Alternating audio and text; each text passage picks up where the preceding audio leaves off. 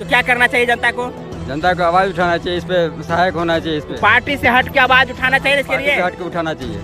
ये जगह नहीं तो वोट नहीं, जगह नहीं तो वोट नहीं। Thank you.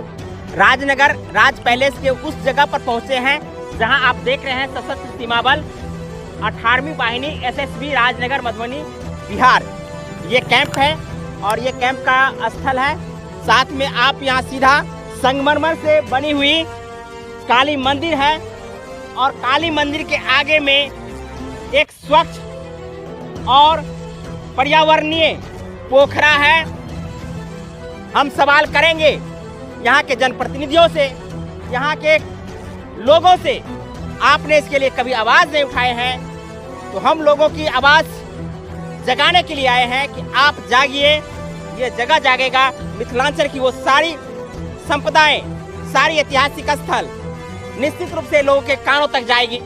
चलिए कैमरामैन फिर हम दिखाइए हम लोगों को और लोगों से बात भी कराएंगे कि आखिर इसे क्यों उपेक्षित किया जा रहा है। जहां साल में एक बार काफी भीड़ लगती है और वो दिन है 1 जनवरी पिकनिक का दिन। बाद बाकी 364 दिन न तो इसको देखने के लिए यहाँ के प्रतिनिधियों को समय मिलता है और न ही यहाँ के लोगों को इस बात की खेद है कि इस स्थल को क्यों ऐसा छोड़ दिया गया है। राज पैलेस को क्यों उपेक्षित किया गया है।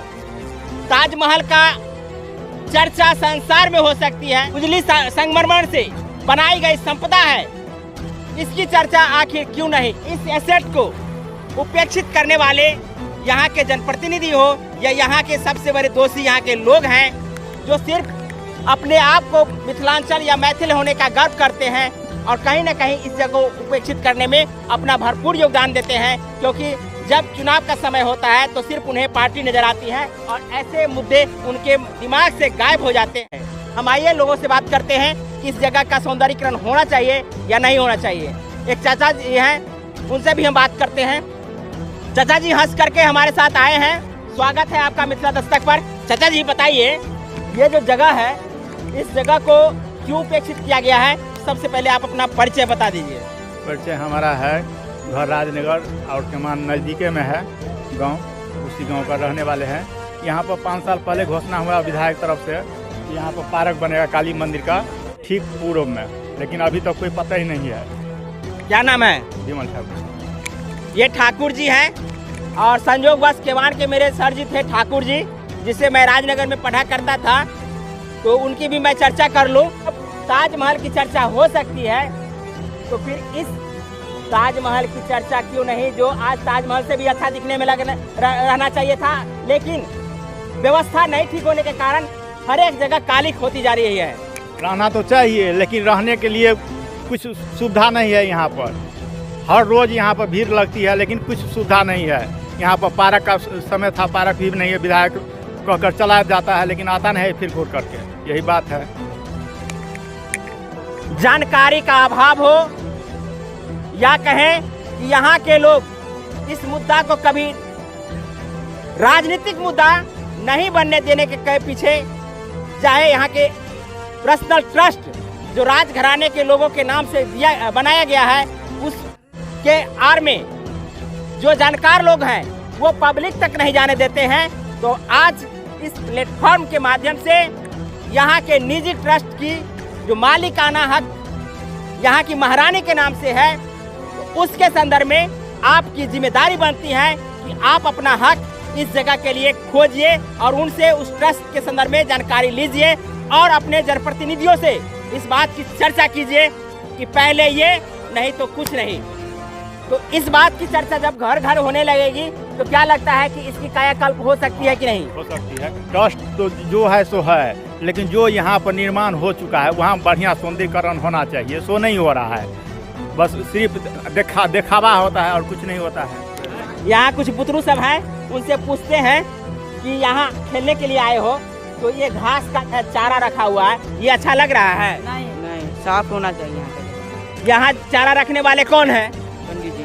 पंडित जी को इस बात की थोड़ा भी जानकारी है कि ये रमणीक स्थान है, इस जगह पे जो है सो इस प्रकार गंदगी नहीं फैलाएं। बिल्कुल। लेकिन उसकी भी हम कितना दोस्त हैं। जब यहाँ तुम्हारे लिए खेलने के लिए पैलेस है, खुला जगह है लेकिन इसका सौंदर्यीकरण नहीं किया गया है, तो इसको लेकर के क्या मांग करते हो? यहाँ पे साफ सुथरा हो और ना करे, गंदगी फैलाता रहता है यहाँ पे। आप देख रहे हैं कि जब मैंने इस नार के संदर्भ में जानकारी लेना चाहे तो गुस्सा गए हैं, लेकिन गुस्साना उनका कितना जायज है ये मैं नहीं जानता, ये आपके ऊपर छोड़ता हूँ। साथ में ये जगह देख रहे हैं जहाँ सेल्फी प्लेस बनाया गया है बच्चों के, जो आज का फैशन है उस फैशन के कारण घेरावा टूट करके नीचे गिरा है, तो इसके लिए वो भी दोषी हैं।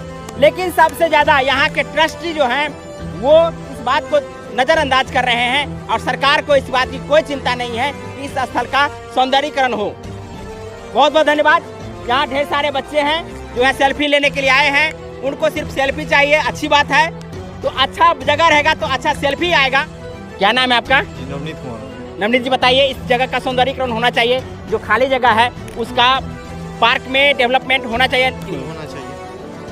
जैसा कि नवनीत जी बता रहे हैं कि यहाँ पार्क बनना चाहिए या ऐसे एसेट का डेवलपमेंट सौंदर्यीकरण के रूप में होना चाहिए। हम इस बालक से भी पूछना चाहेंगे, यहाँ खेलने धूपने के लिए आते हो तो क्या इस जगह को इसी प्रकार देखना चाहोगे या इसकी सौंदर्यीकरण होना चाहिए? सौंदर्यीकरण होना चाहिए। ये है नवनीत जी और अजय कुमार जी हैं, और इन्होंने हमारे साथ जितने भी जानकारी अपडेट करवाए हैं इनके माध्यम से हुआ है, इसके लिए मिथिला दस्तक के तरफ से बहुत बहुत शुभकामनाएं, बधाई। आप हमारे साथ रहे, आप हमें मिथिलांचल की वो एसेट की जानकारी दी है जिसके बारे में लोग नहीं जानते हैं। इसके संदर्भ में क्या अपना विचार रखते हैं हमें कमेंट करके जरूर बताइए। साथ में क्या इसके लिए आवाज़ आपके माध्यम से उठना चाहिए कि नहीं चाहिए, हमें कमेंट करके जरूर बताइए। साथ में यहाँ के जनप्रतिनिधियों को इस बात की जानकारी होनी चाहिए कि नहीं कि इसकी मरम्मती हो, सौंदर्यीकरण हो या इस पैलेस को पार्क के रूप में डेवलप करने की बात हो, ये चीज़ होना चाहिए कि नहीं चाहिए। ये तमाम मुद्दा आपके विचार पर है, आपके ऊपर डिपेंड करता है। आप हमें कमेंट करके जरूर बताइए। साथ में हमारे चैनल को अब तक सब्सक्राइब नहीं किए हैं तो सब्सक्राइब कर लीजिए। इस वीडियो को आप फेसबुक पेज पर देख रहे हैं तो लाइक कीजिए, फॉलो कीजिए। बहुत बहुत धन्यवाद। जय हिंद, जय भारत।